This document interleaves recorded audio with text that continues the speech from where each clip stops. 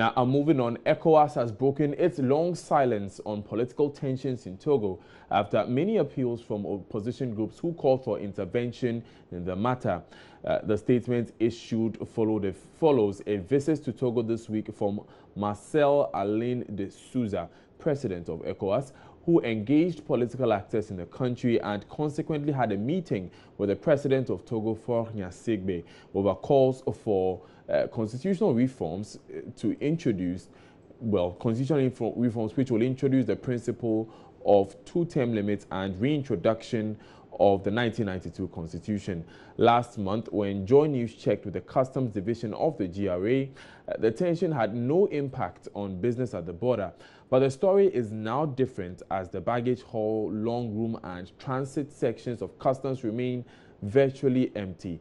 Favor Nunu has been following up on this and reports that the business is gradually grinding to a halt.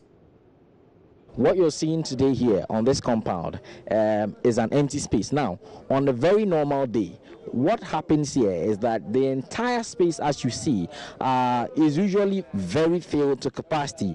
These articulated vehicles and trucks that you're seeing parking around here have actually reduced in number. We're learning that usually the whole space is very filled, and you usually would not find some space to move around because there will be young men who are loading products into these vehicles just so the owners can then transit out of the country. What we're seeing here is a drop in business, and we're learning that this is as a result of the ongoing political tensions that we're experiencing in Togo.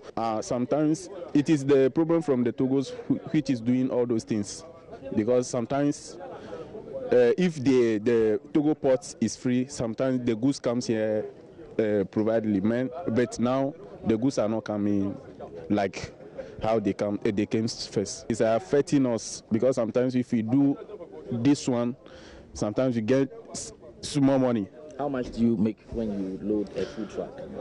It depends on the goods that we load. Okay. Sometimes we can load a food truck to collect 10 million or 5 million. And then you share? Yes. Okay. So actually I used to get like 500,000 or 20 CD a day like that sometimes. But with today and yesterday, how has it been for you? What have you been making? It's not only today and yesterday. From last week, how the things are going in Togo, that is why we are also, it is affecting us also here. Yeah, we used to load 2 times a week. 2 times a week, but right now only once a week. Once a week. Why are you now loading once a week instead of twice? Because of the Togo problem. But we hope that maybe next week things will be fine. Since I've affected because our people there, they used to call us here. But actually, you used to wait 2 days to get to Abidjan. But around now, 1 week. So we're still at the floor border, and we're trying to follow up on exactly how things are panning out. We've engaged with some of the loaders. We've also located some drivers who will be speaking to shortly. Send a business here, Koso. Business in the say no Togo some no moye in chama business no Koso ha load no cry gina ho ye nyabi. Cause this is no man ma so free Togo mo na ba na fa ko. Enam some no moye no ho basa basa ni no load no ma. Tie gina ho sa bia gina ba 2 weeks 3 weeks. Load no ma. Enum na ezo gina ha ye hwe omo se de be ya omo gya ma load na ba ma ezo ye tima nya bia ko na ye yire ne ye ma no so nya bia di. Ya nkwa omo nya bi ni. E gina ho sa na ye nso kra chop mo no kra ye ni bi na e gina ho sa na ye ho kire yen. Everything has just come down. Now everything has spoiled because of the political issues they are taking there, so that we can't enter port inside to load.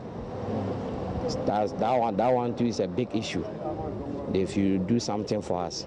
The evidence of business grounding to a halt could be seen at the long room unit of the Customs Division, where some traders could be seen lying on benches taking a nap, following from the pace at which business was picking. Well, our reporter Favor Nunu spends the last 2 days in Togo, monitoring firsthand how events are unfolding and has returned to Ghana. He joins us live in the studio with more. Welcome back, Favor. Thank you very much, Daniel. So what will be happening in Togo today? And so today what's happening is that the leaders of the opposition parties, 14 of them, will be meeting the Speaker of Parliament in Togo. Now, a meeting was scheduled to happen on Tuesday in order for them to have a look at the draft proposal for constitutional review that was sent from the office of For Nyasingbe. But that meeting was postponed onto Wednesday and then again to today. So we're hoping that that meeting happens. Now, what that meeting will afford the opposition is that they will get to contribute or see in detail what exactly this proposal is, so that just in case if there are any parts that does not sit well with them, or they feel there's a clause or whatsoever in there that makes For Nyasingbe powerful or does not satisfy their cause, they can then call for corrections or make their contributions even before this bill goes before, this proposal goes before Parliament for a general discussion. Now, in the run-up to Tuesday, where we're expecting a constitution review by Parliament, it looks like the opposition sort of had the upper hand, and now Tuesday comes, a demonstration is declared, nothing happens. Does it look like government has regained its hold on power? To a very large extent, the Togolese government has always been in control, except, of course, we're seeing for the first time consistent pressure coming from the opposition.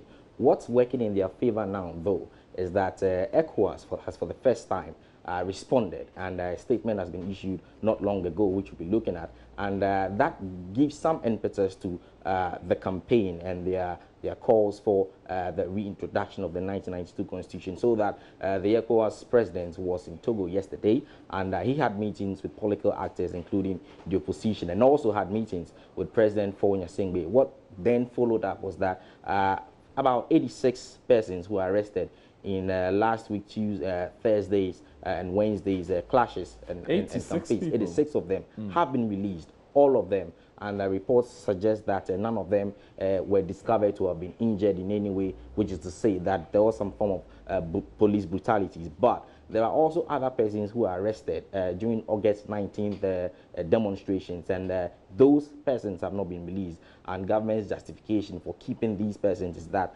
they attacked security personnel, police personnel, men in uniform.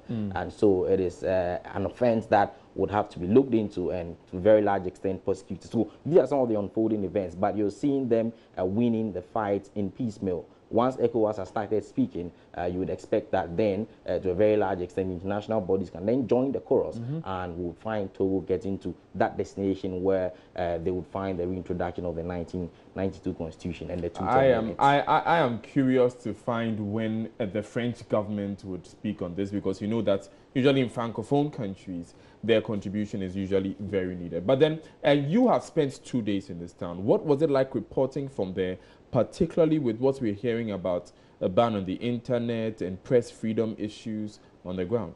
So on Monday, when we arrived, internet had been restored, so connectivity had been restored. For some of the networks, they have moved. There's Togocell. Togocell is a public telecom provider. Now, that was controlled by state, and so it wasn't, operating fully, but Move was in full operation, except, of course, on Monday, government then opened its space and allowed everyone to be able to connect via the internet, and so communication was active. But fast forward into Tuesday, the tensions was massive. There was police presence everywhere, and so if you're a reporter working in there, in fact, there's been cases of some people who are actually spoken to who were attacked. They were journalists there in Togo, and so they tell you, listen, yesterday I was attacked.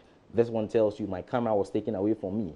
That gentleman was beaten up. So you're really careful as to how to go about your job. In fact, at some point, we were doing a report from a place called Ba. That area has had some journalists attacked, but we went there back. It's a real station, and it's a typical community where most opposition people actually reside. And we realized one or two police and soldier personnel almost coming around. So they told us, listen, leave the system as fast as you can. And so that's what we did. We had to leave. You cannot say for sure what will happen to you. You can be beaten up and left. You can be arrested and detained. You're a foreigner in someone else's country. Many laws could work against you. And so it's quite, there's a lot of adrenaline when doing this, but we try to bring as much information as possible. And you did acquit yourself very well.